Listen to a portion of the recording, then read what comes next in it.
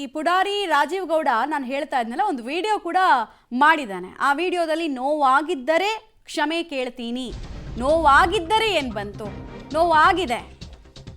ಆಮೇಲೆ ಯಾರೀತ first of all, who is he ಅನ್ನೋದು ಪ್ರಶ್ನೆ.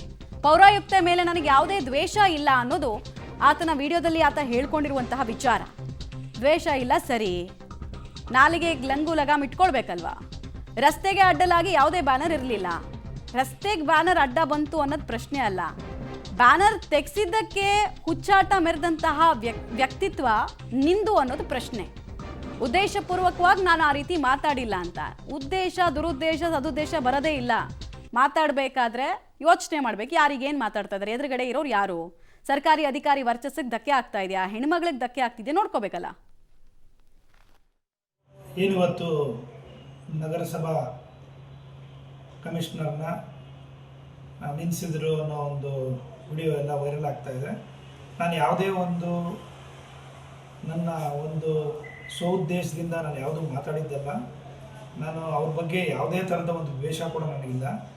ನನಗೇನೆಂದರೆ ನಮ್ಮದು ಒಂದು ಕಾರ್ಯಕ್ರಮ ನಡೀತಾ ಇದೆ. ಆ ಕಾರ್ಯಕ್ರಮಕ್ಕೆ ನಾವು ಪರ್ಮಿಷನ್ಗೆ 9ನೇ ತಾರೀಕಿಗೆ ಪರ್ಮಿಷನ್ಗೆ ಅರ್ಜಿ ಕೊಟ್ಟಿದ್ವಿ. ಕಮಿಷನರು 3 ದಿನ ರಜದಲ್ಲಿದ್ದೀನಿ ಅಂದ್ಬಿಟ್ಟು ನೀವು ಹಾಕ್ಕೊಳ್ಳಿ ಬ್ಯಾನರ್ಸು ಅಂತ ಹೇಳ್ಬಿಟ್ಟು ಕೂಡ ಅವರು ಅನುಮತಿ ಕೊಟ್ಟಿದ್ದರು. ಅದರಂತೆ ನಾವೆಲ್ಲ ಬ್ಯಾನರ್ಸು ನಮ್ಮ ಇದಕ್ಕೆಲ್ಲ ಬ್ಯಾನರ್ಸ್ ಹಾಕ್ಕೊಂಡಿದ್ವಿ. ಅದರಲ್ಲಿ ಏಕಾಏಕಿ ಬ್ಯಾನರ್ನ ತೆಗ್ದಿದ್ದಾರೆ ಅಂತ ಹೇಳ್ಬಿಟ್ಟು ನನಗೆ ಹೇಳಿದಾಗ ನಮ್ಮ ಕಮಿಷನರ್ ಫೋನ್ ಮಾಡಿ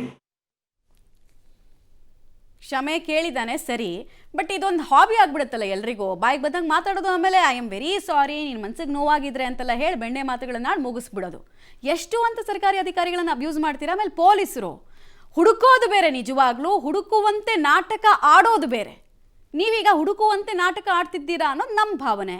12 ಗಂಟೆ ಬೇಕಾ ಒಬ್ಬ ಪುಡಾರಿಯನ್ನು ಅರೆಸ್ಟ್ ಮಾಡೋದಕ್ಕೆ? ಇವನಿಗೆ 12 ಗಂಟೆ ಸಮಯ ಅಂದರೆ ಇನ್ನು ಉಳಿದವರಿಗೆ, ಕೊಲೆ ಮಾಡಿದವ್ರನ್ನ, ಭಯೋತ್ಪಾದಕರನ್ನ ಇನ್ನು ಯಾವ ರೀತಿ ಅರೆಸ್ಟ್ ಮಾಡಿಬಿಡ್ತೀರಾ ನೀವು? ನಿಮ್ಮ ಕಾರ್ಯವೈಖರಿಗೆ ಹಿಡಿದ ಕೈಗನ್ನಡಿ ಇದಷ್ಟೇ. Failure, your a flop show.